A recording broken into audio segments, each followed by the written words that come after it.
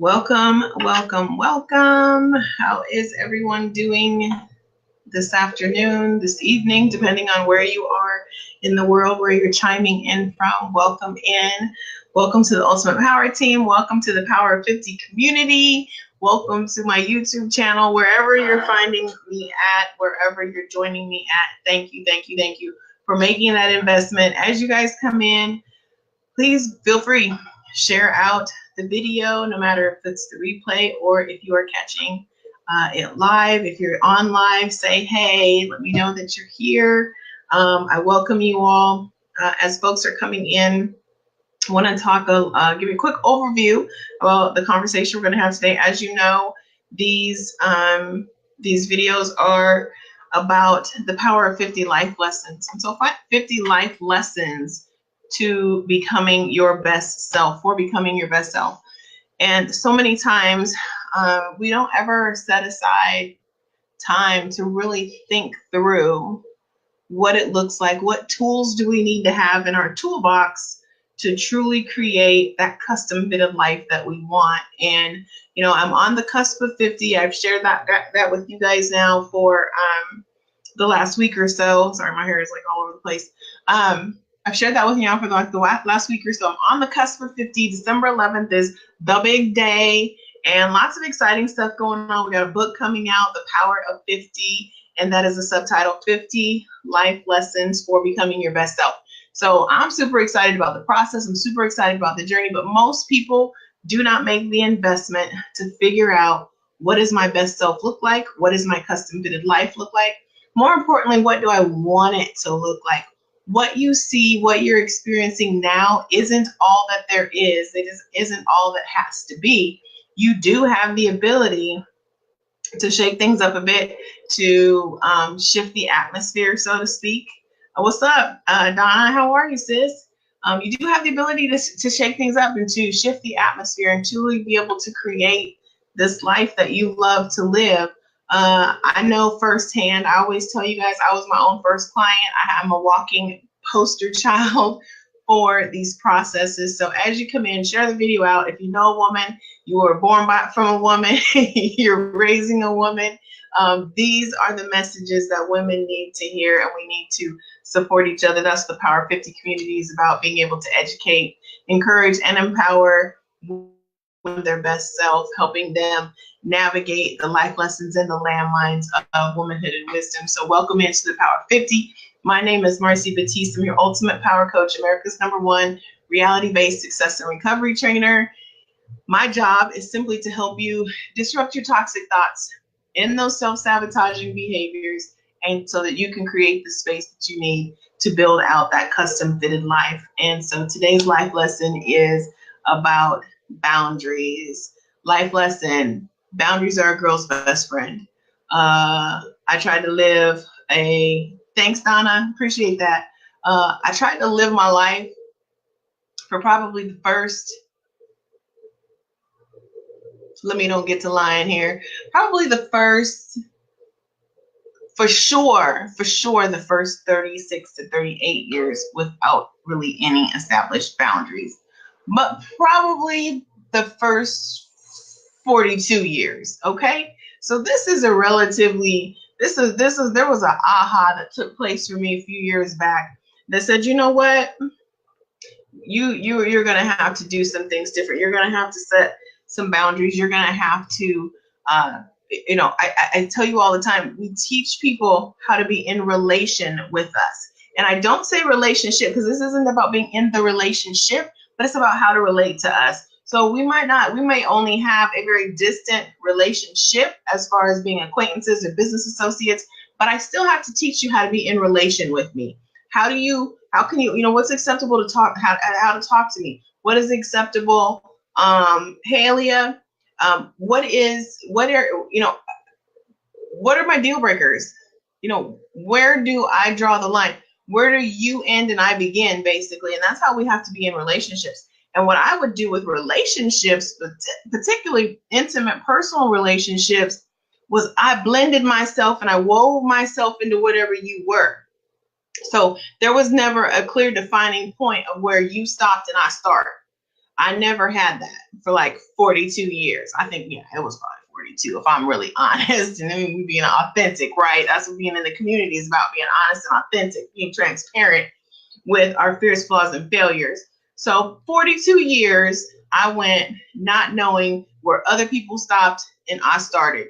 Where are my belief systems? Are my beliefs my beliefs, or my beliefs something that I've carried on from someone else, from other people, from my church, from my friends, from my family, from my mother, from whatever? Are they really truly my beliefs? And if they are my beliefs, how sold out to them am I? And if they're not, why did I adopt them in the first place? And do they still apply? Like, we have to ask ourselves, like, these beliefs that we have, when we talk about ending those toxic thoughts, these belief systems can ruin your life. Definitely will ruin your relationships, but can certainly ruin your life. And that's why a lot of people find themselves feeling disenchanted with their life experience. They might have found success, but they haven't found fulfillment. They haven't found significance. So there's a gap there. And we live our whole life for everyone else, especially as women. Like, they teach you from the time you're a little girl watching fairy tales that your life is not complete without a man and a child. So what if I grow up and I don't get married and I can't have children? Am I somehow less of a woman? Am I somehow incomplete because my life doesn't look like what the fairy tales you told me it was supposed to look like? What if I grow up and I have a husband or a significant other, but I don't want children? That's not what I want from my experience. I want to travel. I want to do whatever. Does that mean I'm less of a woman? I should think not. So where do we adopt these beliefs from? And then we superimpose them and adopt them and hold them in as our own beliefs. So, how many women I know that have not been able to have children, and they truly feel as though they're less than a woman because of that. But that's not the case. That maybe just wasn't for your experience. Maybe your experience is supposed to be something different, but the belief that you're less than a woman, do you really feel like you're less than? Is your contribution to this world less than because you have not given birth? I think not. And so it's those toxic thoughts. Those that's just one example of a toxic thought that can hold you hostage to a great deal of pain, a lifetime of pain. And one of the things that I learned to kind of fight back against some of those toxic thoughts was learning to create boundaries. And that's why I said boundaries are a girl's best friend. That's how I'm going to teach you to be in relation with me. That's how I'm going to define where you stop and where I start. And that's how I'm going to define where my deal breakers are. What are truly my beliefs? What am I really sold out to? And so I have this, I've had it for years and years and years.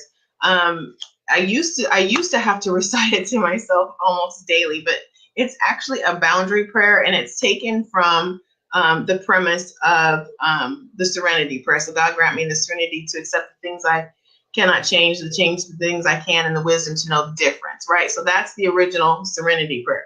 So I took that because I absolutely love that. And I said, how can I make this apply to my life and to my experience, and something that can remind me every single day? So while those things are good, I needed something to help me support my boundaries. And so I came up with a boundary prayer. And it goes like this. It says, God grant me the clarity to establish healthy boundaries. God grant me the clarity to create healthy boundaries, and grant me the confidence to defend them unapologetically, and the courage to walk away when they're violated repeatedly. And it's really just that simple. So God grant me the clarity to create healthy boundaries, right? The clarity to create, if you're writing this down, the clarity to create healthy boundaries, the confidence to defend them unapologetically, and the courage to walk away when they're violated repeatedly. And that was the piece, guys. Those were the things. Number one, I didn't set boundaries. So I needed to figure out what that was. That's what I needed that clarity for. Number two was the confidence to defend them. Like, people will challenge you, especially when you start setting new boundaries. People want to know you where they met you. They want you to stay where they're comfortable. So as soon as you start changing and it moves them beyond their level of comfort, their comfort zone, then they're going to start giving you pushback. And the final thing that I knew that I needed was the courage to walk away, because I would let people violate, like, even when I learned to set boundaries, I would let people violate them, and then I would let them come back. And when we're talking about teaching people how to be in relation with us, when you do that, you teach them that your boundaries don't matter and that they have the permission to disrespect you and your boundaries. And so that courage to walk away is a big one, because there are often times where we want to give people chance after chance after chance after chance to get it right. Now, I'm not saying, like, here's my boundary. This is why. And if you break it once, we're not friends anymore. I'm not saying it has to be that cut and dry, because you have to make this work in your life. But you have to understand that when you set this boundary, you need to make it very, very clear that it's serious to you and it's serious to them, and it needs to be respected, that you demand that they respect the boundary. And then when they violate it, you might have to have a conversation. Look, and this is where that the confidence to defend it. Look, this was my boundary.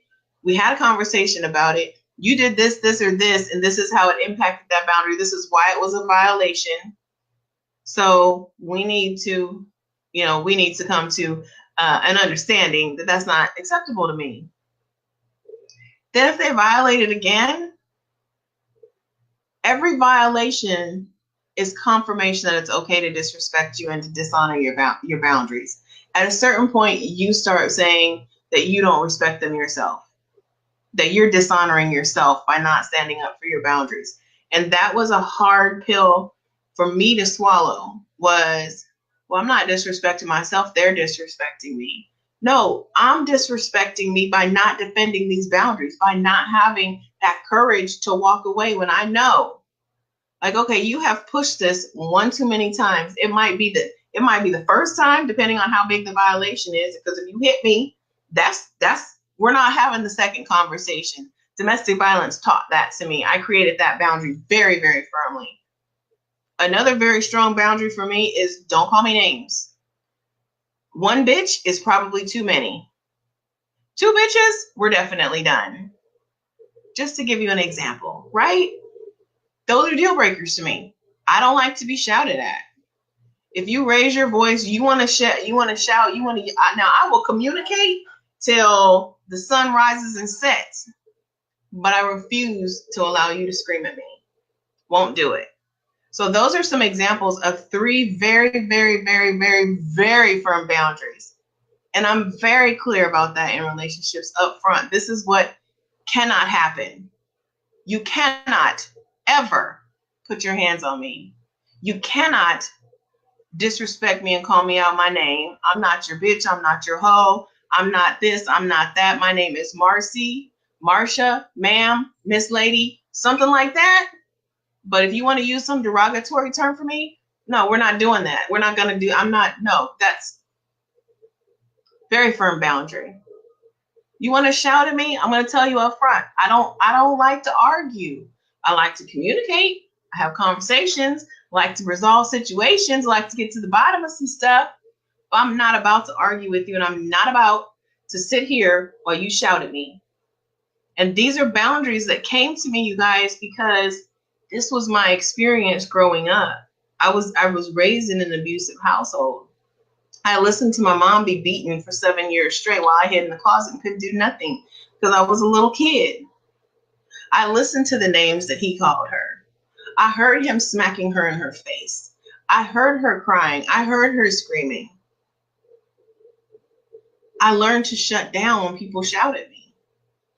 And that started when I was 6 or 7, and it has not changed.